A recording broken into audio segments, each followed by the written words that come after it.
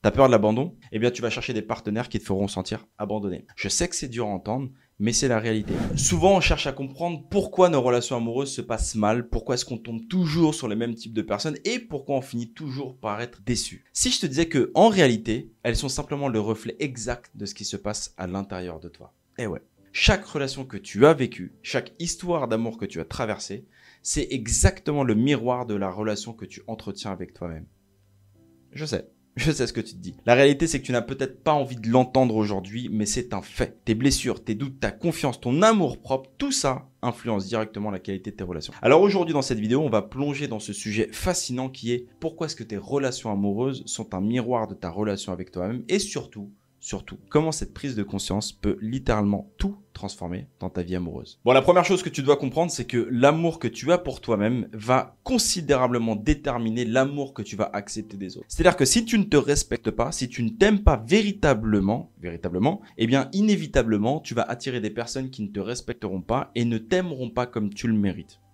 Mais ouais. En fait, ton amour-propre est la base de tout, absolument tout. Si tu te vois comme une personne qui n'est pas digne d'amour, alors je te garantis que tu vas attirer des partenaires qui te traiteront comme si tu n'étais pas digne d'amour. Je sais que c'est dur à entendre, mais c'est la réalité. Je suis pas là pour te dire ce que tu as envie d'entendre, mais toujours te dire ce que tu as besoin d'entendre. Parce que inconsciemment, en fait, tu fais souvent ce que tu crois mériter. Tiens, par exemple, peut-être que tu es resté trop longtemps dans une relation où tu n'étais pas épanoui, où tu subissais. Mais tu croyais littéralement que c'était tout ce que tu méritais. Encore une fois, de manière inconsciente. Et peut-être que tu n'as pas su poser de limites claires parce que tu n'étais pas assez en paix avec toi-même pour savoir que tu mérites le meilleur. Alors comment faire? Justement, comment on fait? La clé, c'est de travailler sur ton estime de toi-même. Donc si tu veux une relation saine, commence par t'aimer toi-même et comprendre ta valeur parce que je te garantis que tu as de la valeur. Il faut simplement l'identifier et la définir. C'est en t'élevant toi-même que tu élèveras inévitablement la qualité de tes relations. Tu vois, si tu t'estimes à ta juste valeur, alors je te garantis que tu n'accepteras jamais d'être traité de manière médiocre. Tu ne te feras pas moins pour qu'il puisse se sentir plus. Tu t'attendras justement à ce que l'amour soit nourrissant et respectueux. Donc pose-toi là aujourd'hui cette question. Est-ce que tu te vois comme une personne digne de recevoir un amour respectueux et équilibré? Et fais-le vraiment en toute franchise et transparence parce que ça peut tout changer pour toi. Tu sais ce qui se passe d'ailleurs quand tu n'as pas guéri de tes blessures émotionnelles? Ça, c'est un vrai sujet. Elles viennent se répercuter dans tes relations amoureuses. Si tu as des peurs qui sont non résolues, des doutes ou même des traumatismes du passé, eh bien alors tu les projetteras sur ton partenaire même s'il a absolument rien à voir avec ça. T'as peur de l'abandon? Qu'est-ce que tu vas faire? Eh bien, tu vas chercher des partenaires qui te feront sentir abandonné. Tu as peur de l'intimité? Eh bien, tu vas repousser inconsciemment l'amour et t'attirer des partenaires émotionnellement indisponibles. Peut-être que tu n'as pas réglé tes problèmes de confiance en toi. Ok.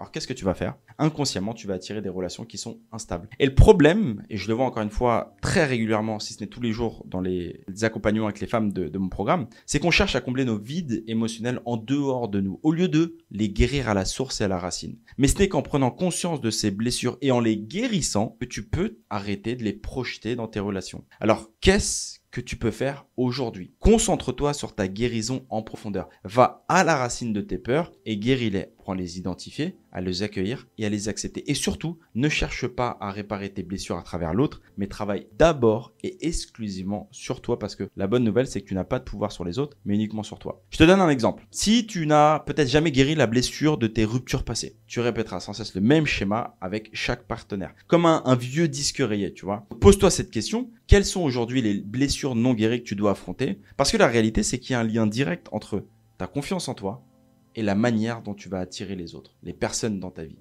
Je parle des hommes, mais c'est vraiment assez large, tous les cercles sociaux confondus. Si tu as une confiance faible, tu vas avoir tendance à attirer des personnes qui exploitent cette vulnérabilité et donc tu vas accepter des relations toxiques parce que tu n'as pas la force intérieure de dire non à ce qui ne te respecte pas. Mais quand tu as confiance en toi, tu sais où sont tes limites et tu ne laisses personne ne les franchir. Tes deal breakers sont maîtrisés. Pourquoi? Parce que tu n'as pas besoin de l'approbation des autres. Tu sais que tu es digne d'amour et ça attire justement des personnes qui respectent ton espace, tes besoins. Donc la confiance en soi, c'est aussi savoir quand partir. Quand une relation ne te nourrit plus, quand tu sens qu'elle te tire vers le bas, tu n'hésites pas à partir car tu sais justement que tu mérites mieux et que tu es destiné à bien mieux dans ta vie. Imagine une personne qui reste dans une relation où elle se sent toujours rejetée. Cette personne, elle accepte ce traitement parce qu'elle croit qu'elle n'a pas d'autre choix. Or, c'est pas le cas. Ce n'est pas du tout le cas. Bon, à ce stade, j'ai envie de dire que tu comprends maintenant que tes relations amoureuses sont souvent un miroir, le miroir de toi-même. Ce qui se passe dans tes relations, c'est pas un accident. C'est vraiment le reflet que tu entretiens à l'intérieur de toi-même. Tes blessures, ta confiance, ton amour-propre, tout ça va justement faire que tu attires telle ou telle personne. Donc si tu veux une relation saine, commence par travailler sur toi. Prends la responsabilité de ça. Si tu veux l'amour véritable, alors commence par t'aimer et te respecter en priorité. Parce que tu n'attendras pas que l'autre te comble, tu seras